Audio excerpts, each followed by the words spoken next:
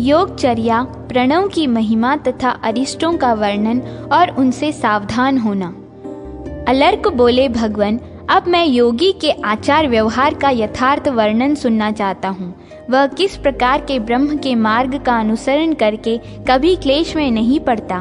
दत्तात्रेय जी ने कहा, राजन, ये जो मान और अपमान है, ये साधारण मनुष्यों को प्रसन्नता और उद्वेग देने वाले होते हैं। उन्हें मान से प्रसन्नता और अपमान से उद्वेग होता है, किंतु योगी उन दोनों को ही ठीक उल्टे अर्थ में ग्रहण करता है, अतः वे उसकी सिद्धि में सहायक होते हैं। योगी के लिए मान और अपमान को विष एवं अमृत के रूप में बताया गया है। इसमें अपमान तो अमृत है और मान भयंकर विष। योगी मार्ग को भली भांति देखकर पैर रखे, वस्त्र से छान कर जल पिए, सत्य वचन बोले और बुद्धि से विचार करके जो ठीक जान पड़े उसी का चिंतन करे। योग वेत्ता पुरुष आतिथ्य, श्राद्ध, यज्ञ, देव यात्रा तथा उत्सवों में न जाए। कार्य की सिद्धि के लिए किसी बड़े आदमी के यहाँ भी कभी न जाए। जब गृहस्थ के यहाँ रसोई घर में धुआं न निकलता हो, आग बुझ गई हो और घर के सब लोग खा पी चुके हों, उस समय योगी की भिक्षा के लिए जाए, परंतु प्रतिदिन एक ही घर पर न जाए। योग में प्रवृत्त रहने वाला पुरुष सत्पुरुषों के मार्ग को कलंकित न करते हुए प्रायः ऐसा व्यवहार करे जिससे लोग उसका सम्मान न करें, तिरस्कार ही करें। वह गृहस्थों के यहाँ से अथवा घूमते फिरते रहने वाले लोगों के घरों से भिक्षा ग्रहण करे। इनमें भी पहली अर्थात गृहस्थ के घर की भिक्षा ही सर्वश्रेष्ठ एवं मुख्य है। जो गृहस्थ विनीत, श्रद्धालु, जितेंद्रिय, श्रोत्रिय एवं उदार हृदय वाले हों, उन्हीं के यहाँ योगी को सदा भिक्षा के लिए जाना चाहिए। इनके बाद जो दुष्ट और पतित न हो, ऐसे अन्य लोगों के यहाँ भी वह भिक्षा के लिए जा सकता है, परंतु छोटे वर्ण के लोगों के यहाँ भिक्षा मांगना निकृष्ट वृत्ति मानी गई है। योगी के लिए भिक्षा प्राप्त अन्न जौ की लपसी, छाछ, दूध, जौ की खिचड़ी, फल, मूल, कंगनी, कर्ण, तिल का चूर्ण और सत्तू, ये आहार उत्तम और सिद्धिदायक हैं। अतः योगी इन्हें भक्ति पूर्वक एकाग्र चित्त से भोजन के काम में लें। पहले एक बार जल से आचमन करके मौन हो क्रमशः 5 ग्रासों की प्राण रूप अग्नि में आहुति दें। प्राणाय स्वाहा कहकर पहला ग्रास मुंह में डालें। यही प्रथम आहुति मानी गई है। इसी प्रकार अपानाय स्वाहा से दूसरी, समानाय स्वाहा से तीसरी, उदानाय स्वाहा से चौथी और व्यानाय स्वाहा से 5वीं आहुति दें। फिर प्राणायाम के द्वारा इन्हें पृथक करके शेष अन्न इच्छा अनुसार भोजन करें। भोजन के अंत में फिर एक बार आचमन करें। तत्पश्चात हाथ मुंह धोकर हृदय का स्पर्श करें। चोरी न करना, ब्रह्मचर्य का पालन, त्याग, लोभ का अभाव और अहिंसा, ये भिक्षुओं के 5 व्रत हैं। क्रोध का अभाव, गुरु की सेवा, पवित्रता, हल्का भोजन और प्रतिदिन स्वाध्याय, ये 5 उनके नियम बताए गए हैं। जो योगी यह जानने योग्य है वह जानने योग्य है। इस प्रकार भिन्न भिन्न विषयों की जानकारी के लिए लालायित सा होकर इधर उधर विचरता है। वह हजारों कल्पों में भी ज्ञातव्य वस्तु को नहीं पा सकता। आसक्ति का त्याग करके क्रोध को जीतकर स्वल्पाहारी और जितेंद्रिय हो, बुद्धि से इंद्रियों द्वारा रोककर मन को ध्यान में लगाए। योग मुक्त रहने वाला योगी सदा एकांत स्थानों में, गुफाओं और वनों में भली भांति ध्यान करे। वाग दंड, कर्म दंड और मनोदंड, ये 3 दंड जिसके अधीन हो वही महायति त्रिदंडी है। राजन, जिसकी दृष्टि में सत असत तथा गुण अवगुण रूप यह समस्त जगत आत्म स्वरूप हो गया है, उसी योगी के लिए कौन प्रिय है और कौन अप्रिय। जिसकी बुद्धि शुद्ध है, जो मिट्टी के ढेले और सुवर्ण को समान समझता है, सब प्राणियों के प्रति जिसका समान भाव है, वह एकाग्रचित योगी उस सनातन अविनाशी परम पद को प्राप्त होकर फिर इस संसार में जन्म नहीं लेता। वेदों से संपूर्ण यज्ञ कर्म श्रेष्ठ हैं। यज्ञों से जप, जप से ज्ञान मार्ग और उससे आसक्ति एवं राग से रहित ध्यान श्रेष्ठ है। ऐसे ध्यान के प्राप्त हो जाने पर सनातन ब्रह्म की उपलब्धि होती है।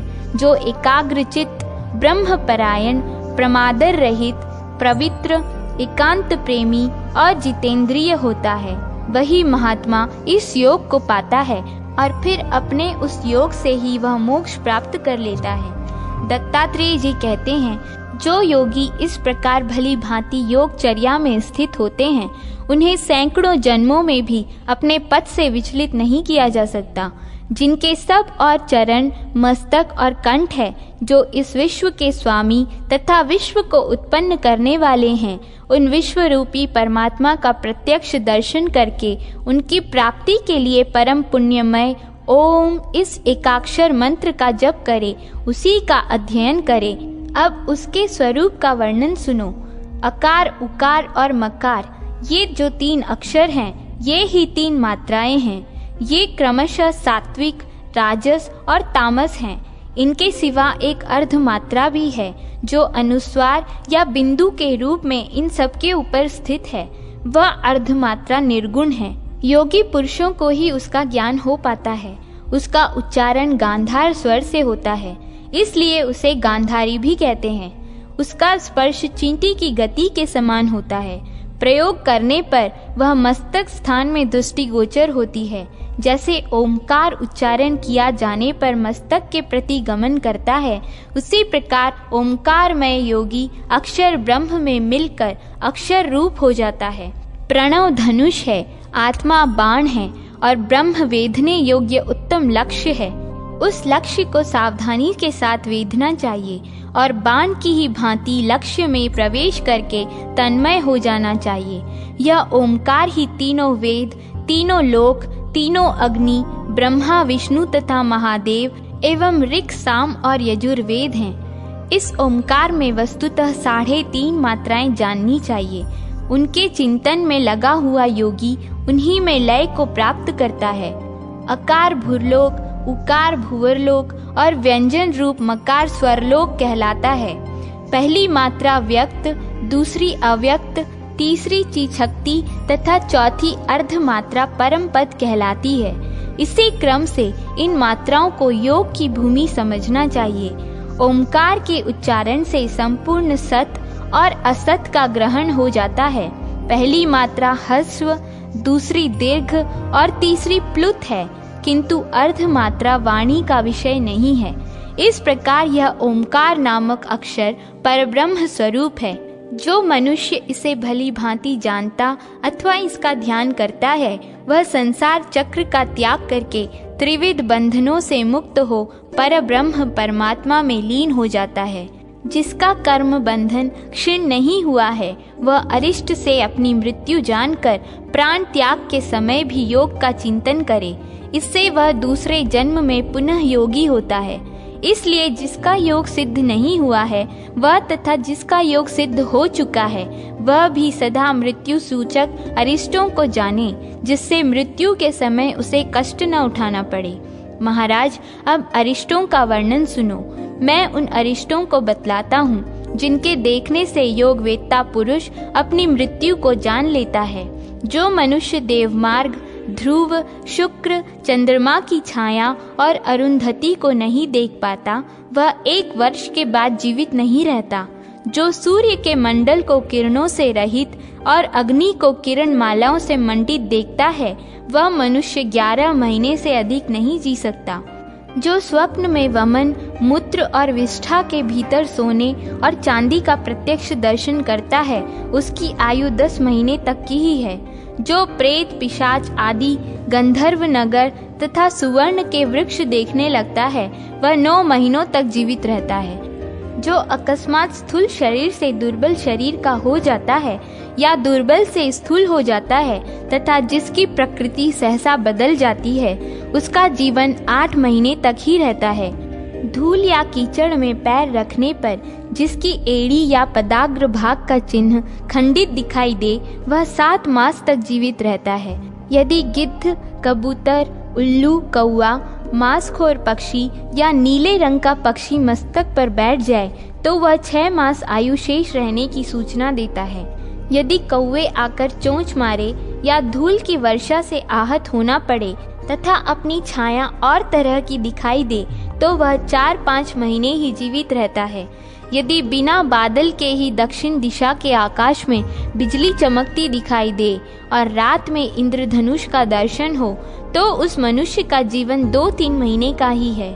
जो घी, तेल, दर्पण अथवा जल में अपनी परछाई न देख सके अथवा देखे भी तो बेसिर की ही परछाई दिखाई दे तो वह 1 महीने से अधिक नहीं जी सकता।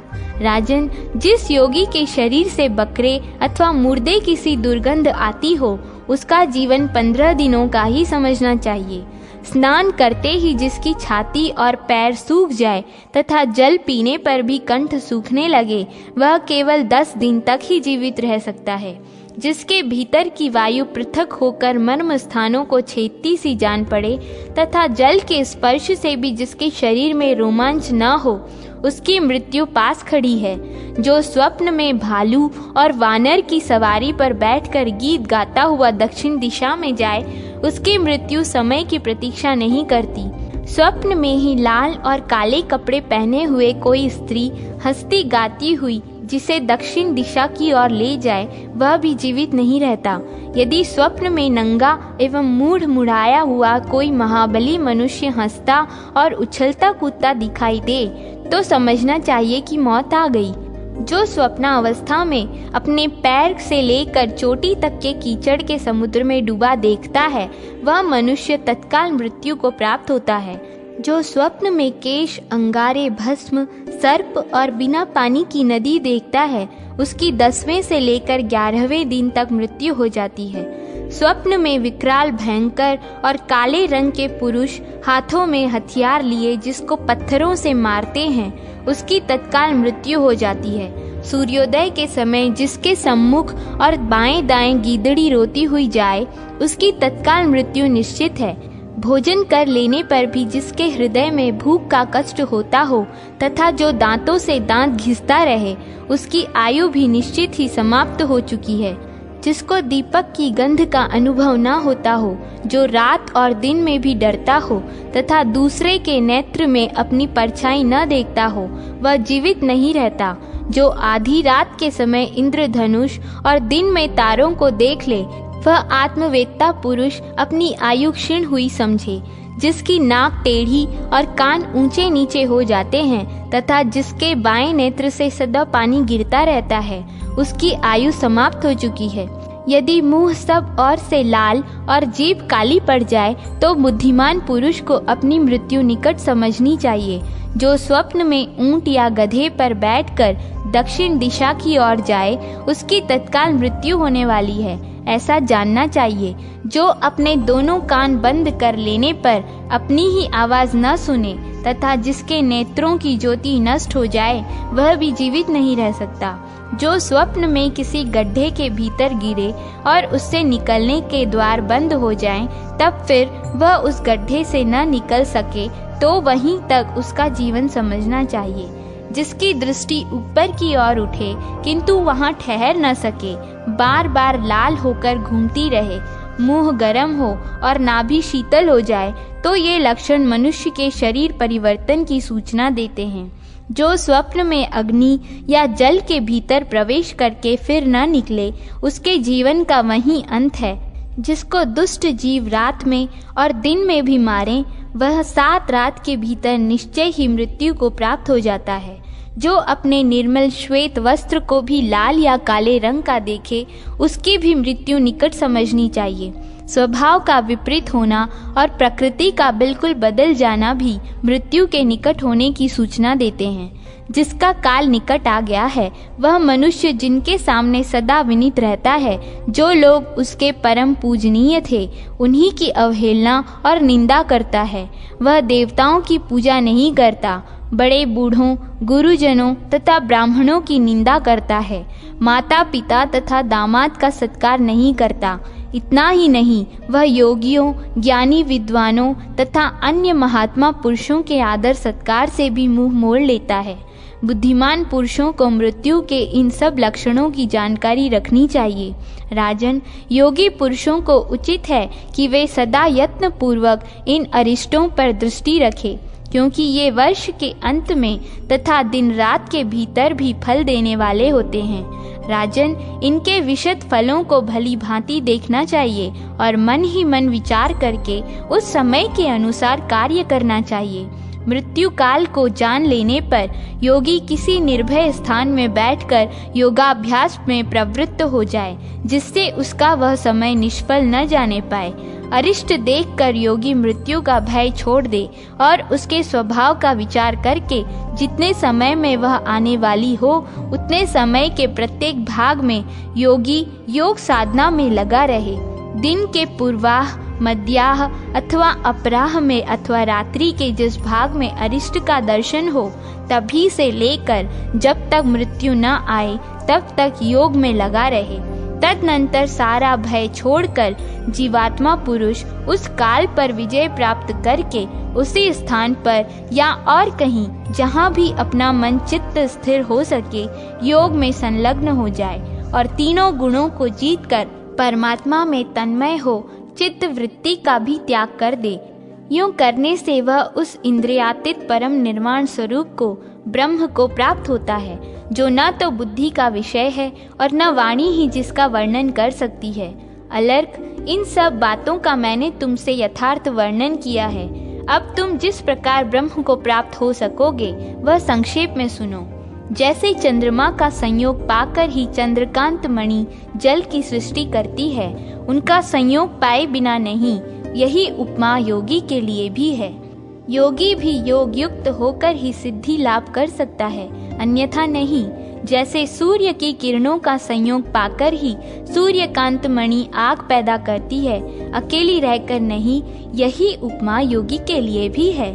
उसे योग का आश्रय कभी नहीं छोड़ना चाहिए। जैसे चींटी, चूहा, नेवला, छिपकली और गौरैया ये सब घर में गृह स्वामी की ही भांति रहते हैं और घर गिर जाने पर अन्यत्र चल देते हैं, किंतु घर के गिरने का दुख केवल स्वामी को ही होता है। उन सबों को उसके लिए कुछ भी कष्ट नहीं होता।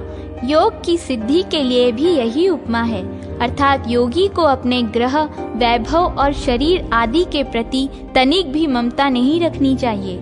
हरिण के बच्चे के मस्तक पर जब सींग उगने लगता है तब पहले उसका अग्रभाग तिल के समान दिखाई देता है, फिर उस हरिण के साथ ही साथ बढ़ता है। इस दृष्टांत पर विचार करने से योगी सिद्धि को प्राप्त होता है, अर्थात उसे भी धीरे धीरे अपनी योग साधना बढ़ानी चाहिए। जैसे मनुष्य रोग से पीड़ित होने पर भी अपनी इंद्रियों से काम लेता ही है, उसी प्रकार योगी बुद्धि आदि परकीय साधनों से, जो आत्मा से सर्वथा भिन्न हैं, परम पुरुषार्थ का साधन करे।